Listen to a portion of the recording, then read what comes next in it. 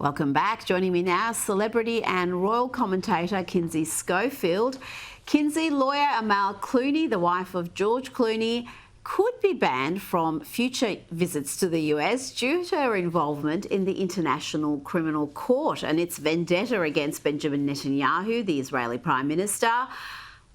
Is this a serious report? Where are these reports coming from?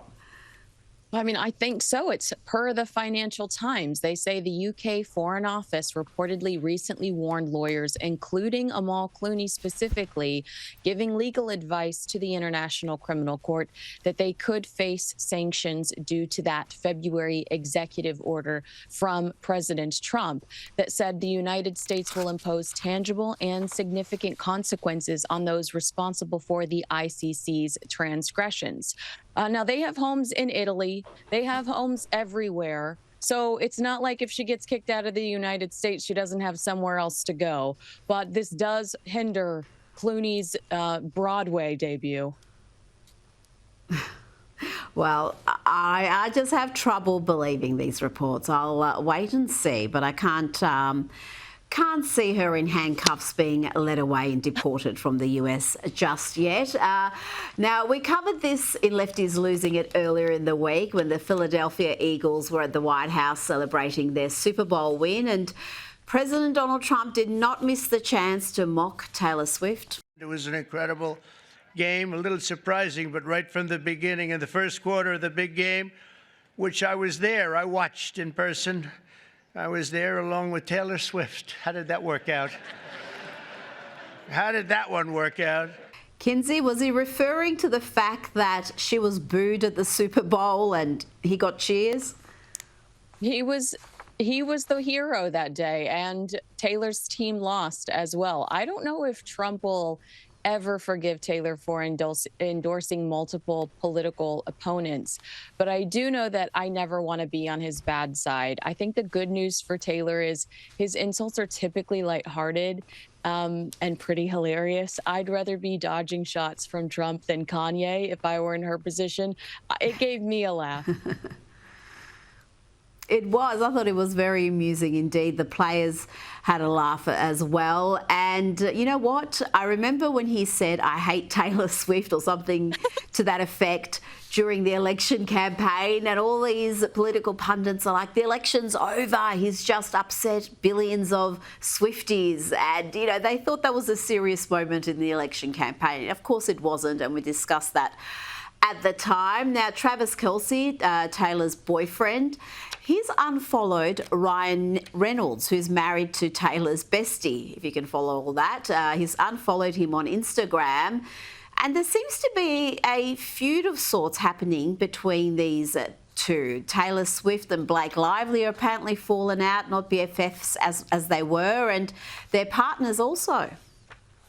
Oh, well, there's something more sinister being shared around the internet. Rita, I know you're shocked. But, you know, you and I both witnessed the relentless Taylor and Travis sightings of 2023 and 2024, which led to one of Travis's worst years professionally. Some are actually speculating that this story combined with the fact that we aren't seeing Travis and Taylor together anymore could mean that they've secretly split. Split, Kinsey? Surely not. I mean, we are planning weddings, children. This is surely we're not going to have another split. And if there is a split, I think we need to have a best-selling album accompanying the news. Yeah, we are ready for that record, but no official word. I mean, I just can't believe that we haven't seen them very much in 2025 compared to what we saw in 2023 and 2024. It was oversaturation. It was overwhelming. And now you never see them together. And Travis is constantly playing with the boys. And I think he knows it hasn't been fantastic for his game. Like, it could be a coincidence that he had a poor season, but I think that is a big part of this. He wants to focus on football rather than being Swifties +1. Now let's talk about this Tucker Carlson interview with Meghan Kelly. He said that Michelle Obama hates her husband Barack, and that it's people like her who are miserable in their personal lives that are a big part of what's wrong with modern society. Kinsey, I listened to that interview. It was a fascinating discussion between Tucker and Meghan Kelly. What do you make of it? And has there been much fallout from those claims from Tucker Carlson? I mean, I just watched Michelle do a Diary of a CEO or another podcast where she seems so dismissive of her husband. Tucker says there's nothing more destabilizing than an unhappy marriage. And that's why he believes Michelle's life exemplifies why it's so important to focus on your marriage. And he said but it's not just her. It's become kind of a cultural thing, a whole class of people who are afflicted with the same restlessness and rage and emptiness, and that they're the ones that are wrecking our society. And I do think that it's important that, you know, if you are married, you focus on continuing to keep the love alive. Well, you know what? What he said isn't that dramatic. If you've listened to what she has said, you mentioned that latest podcast, but even on her own podcast, she's talked about having unhappy periods in your marriage up to a decade, which is took a lot of people by surprise. And just about everything she says about her marriage, about Barack himself, is negative. So I don't think she should be shocked that people are perceiving that there's issues in that marriage.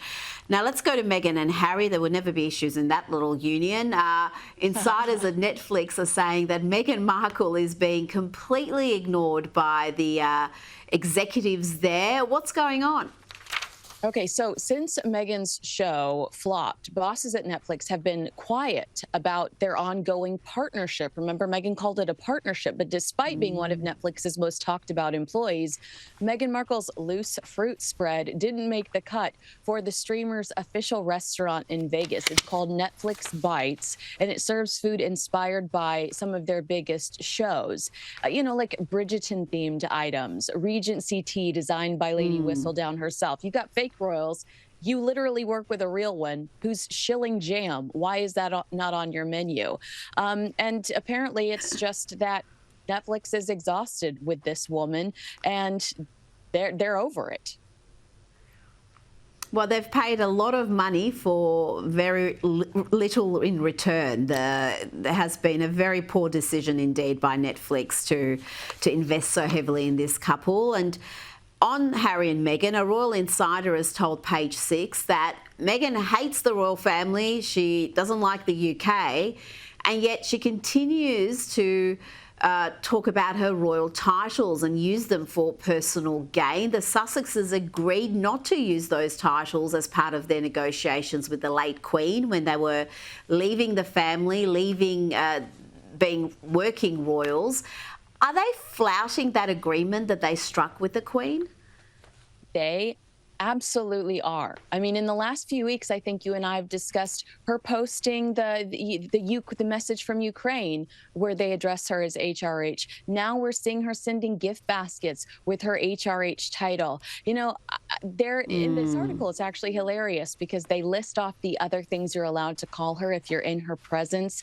HRH, Princess Meghan, Duchess Meghan, and the Duchess of Sussex are her preferred titles. But you know what? When you have a reputation built on sand, you gotta milk the royal family for all you got.